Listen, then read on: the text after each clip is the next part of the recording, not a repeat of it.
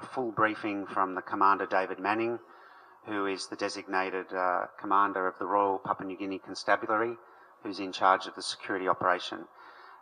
As we understand it, there are close to 3,000 security personnel who will be engaged, both from the constabulary and also the Defence Forces and some of the other agencies in Papua New Guinea, with some advice from the Australian Defence Forces who have liaisons up here. We are convinced that Papua New Guinea is ready to host the 24 island nations that will be taking part in the 15th Pacific Games.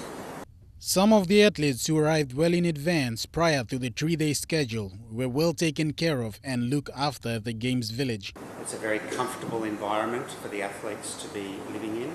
The training facilities have opened yesterday, and the athletes who arrived yesterday had the opportunity to commence training, with full training starting today onwards till the 2 weeks duration of the Games. The President also put aside the comments raised by media on the Games' readiness. There was never ever any doubt in our minds about the ability of Papua New Guinea to have the Games venues ready in time.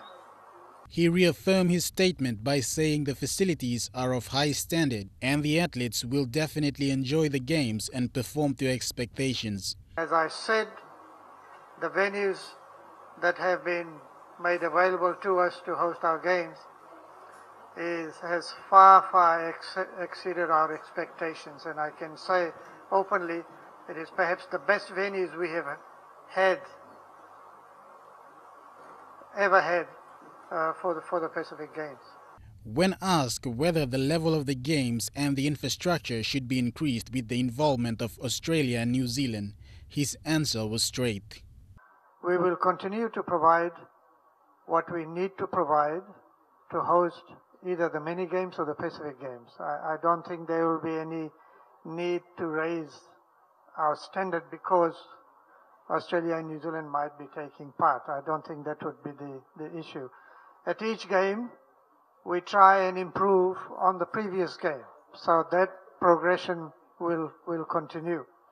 By involvement of these two nations, we'll see some of the athletes securing attachment opportunities from clubs in Australia and New Zealand and may benefit the island nations. Shane, Soroya National, EMTV Sports.